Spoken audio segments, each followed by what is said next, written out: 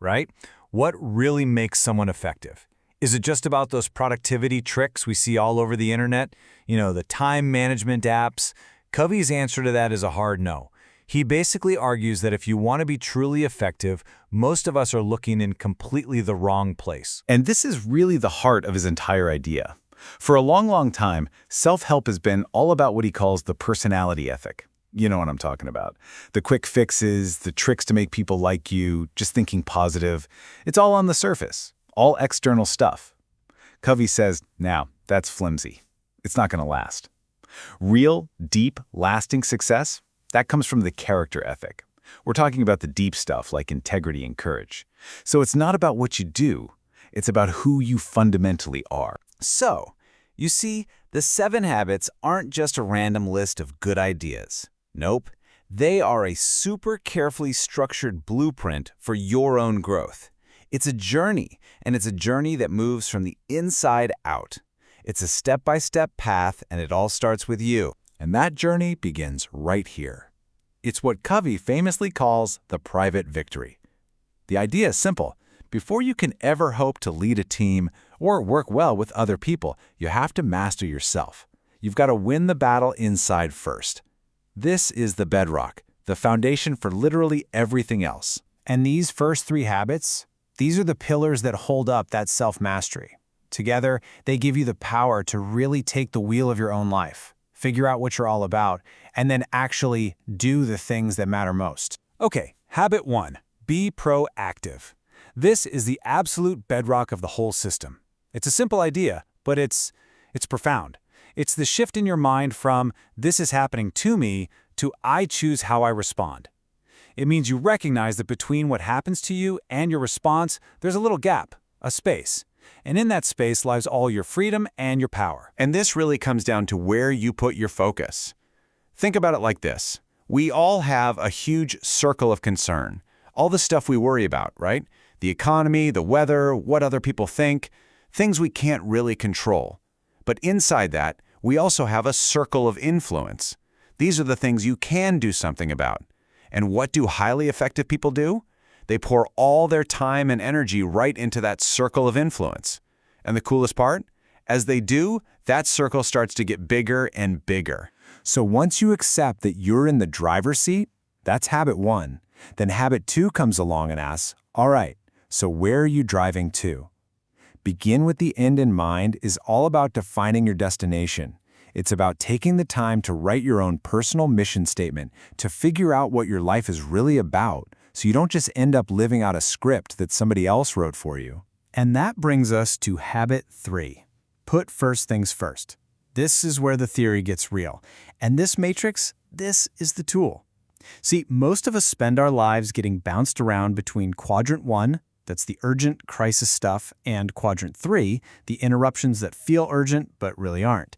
We feel busy, but we're not actually getting anywhere important. The real secret, the key to an effective life, is to intentionally live in quadrant 2. This is the important stuff that isn't urgent yet. It's planning, it's prevention, it's building relationships. This is where real progress happens. Okay, so once you've built that solid foundation with yourself, once you've achieved that private victory, you're ready to level up. You're ready for what Covey calls the public victory.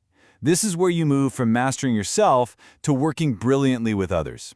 It's the big shift from me to we. And these next 3 habits, think win-win, seek first to understand, and synergize, these are the keys that unlock powerful, productive relationships. They show us how to collaborate, how to really communicate, and how to create things together that would be just impossible to do on our own. All right, habit 4, think win-win. This one is a huge mental shift. It goes right up against the win-lose script that so many of us are taught from a young age. That for me to win, you have to lose. Win-win isn't about being nice, it's about being smart. It's a core belief that there's plenty of success to go around. Instead of seeing life as this constant competition, you start to see it as an arena for collaboration, where a win for you can actually be a win for me too. And then we get to this quote for habit 5. This is probably the most famous line from the entire book, and there's a really good reason for that. Seek first to understand, then to be understood. It's so simple, right? But what does it actually mean to do that? Well, it all comes down to something called empathic listening. See, most of us, when we're in a conversation, we don't really listen to understand. We listen to reply. We're just waiting for our turn to talk, already forming our comeback in our head. Empathic listening is totally different. It's about trying to genuinely see the world from the other person's point of view first. When you do that, it builds this incredible trust that opens the door to real, honest communication. And that leads us perfectly into habit 6, synergize. This is the big payoff. This is where the magic happens. It's the wild idea that when people truly, genuinely cooperate, the result is bigger than just adding up the pieces. 1 + 1 doesn't just equal 2. It can equal 3, or 10, or even 100. Synergy is basically what happens when you take that win-win attitude from habit 4 and you combine it with the deep empathic listening from habit 5.